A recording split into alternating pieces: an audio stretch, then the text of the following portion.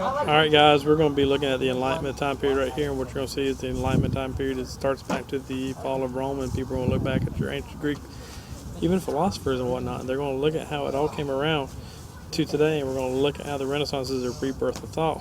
So revolution, scientific, and enlightenment is essential question for all this is how did a scientific revolution and enlightenment change the way Europeans viewed human nature and political systems? You going to be able to create a Venn diagram? Probably not going to make you create a Venn diagram, so no worries there. A revolution is a change in the political, social, or economic order. Usually goes through when there's a bunch of violence or people are unhappy. Scientific revolution is social and economic changes. Enlightenment is social and political changes. The Industrial Revolution was economic and social changes. The American French Revolutions were social and political because there was a bunch of stuff going on there at the time period. Nobody was really happy, so everybody wanted to change what was going on. Scientific revolution occurs at the same time as the Reformation. Surprise! And they use reason and logic to explain the nature of the world. Origins were the Middle Ages. As the church was the final authority on all matters, the common views was a heliocentric universe. Not heliocentric, but it was that the Earth was the center of the universe. And everybody liked this idea. The Renaissance thinkers didn't really like it. They said this isn't right. The sun's actually the center of it, which is the heliocentric. Excuse me for saying that earlier.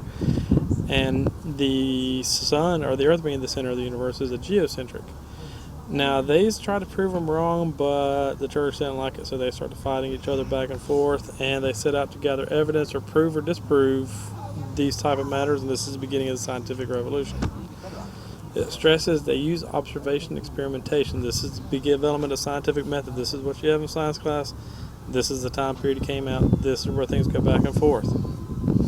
The printing press is a major role in helping spread ideas because until this time period, you sort of spread it by word of mouth or you just listen to the church, but with having a book in your hand where you can actually read about it, see people, what they find out, see their research, you can actually start to understand different people's ideas and how it affects you and your society today.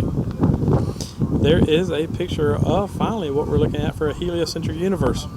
Now that is the geocentric. Yet again, I messed up. My bad. That's the geocentric universe where we thought the Earth was the center of the universe. Not quite right. The conceptual map, don't read pages 545 to 550 because we don't have a map, so don't worry about it. Scientific revolution, this is your deal right here. Use this right here. Fill in the concept well, but you might be doing this in class for me. You might not. Depends on how we feel, so just go along with it all. Actually, we went it right there. Age of reason. So we looked at how the Enlightenment affected the ways that people study social conditions. Enlightenment starts using reasoning and rational thought to explain human problems. We start looking at how natural laws affect and govern human nature. So we start using everyday events are governed by laws such as gravity, such as people acting a certain way.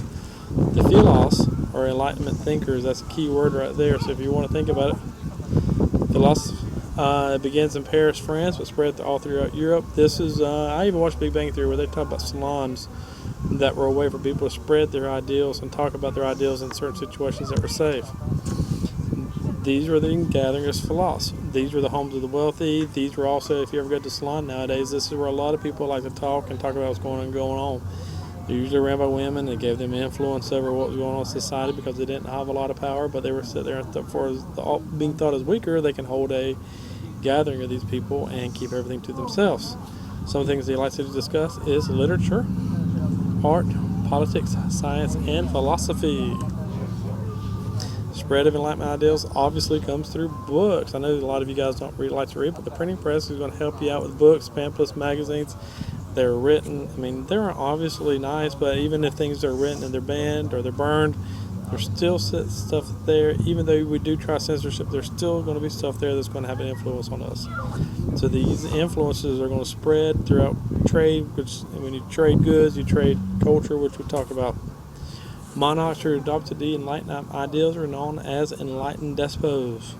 So Frederick the Great, Joseph II, Catherine, they all believed in these new Enlightenment ideals, and they put those Enlightenment ideals into their areas of leadership, so they look like they actually embrace a little bit more of this stuff as opposed to running away from it.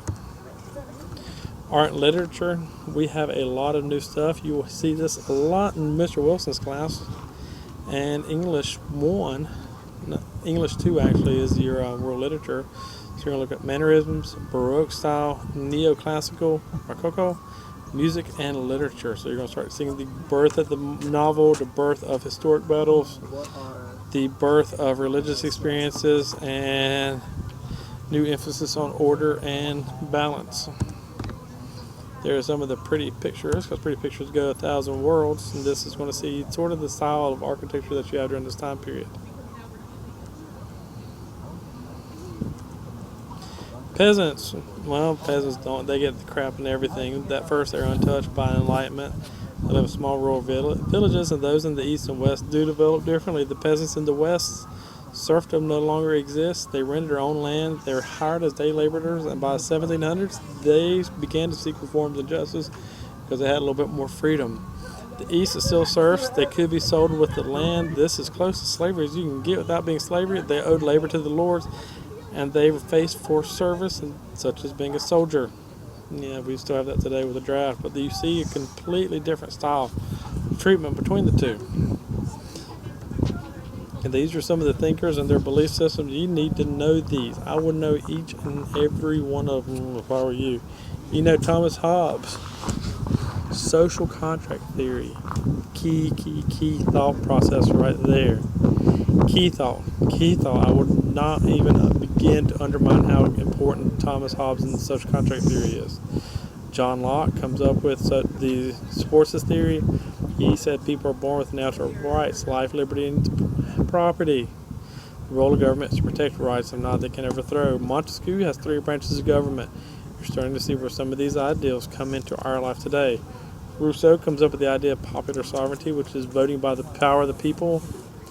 We have that. Voltaire made fun of French society, freedom of speech, religion, toleration of religions. Yet again, this is stuff we do today. Mary Wollstonecraft, women should have same rights as men. She was educated, and she believed that all women should be educated. And Adam Smith came out with The Wealth of the Nation, which came up with the idea of laissez-faire economics. Now, most of you guys can see the way that this has helped shape our country today, and these were in many different countries, and they had a many different effect on our country. That is it for the day. I made this short and sweet. I hope this helps you guys out. We'll be covering this in class as well. Make sure you look at the charts on why people were famous and for what reasons they were famous on the science side and the enlightenment thinker side. Both of those are 2 key main slides for this presentation, and the presentation should be located right above this YouTube video. Thank you guys.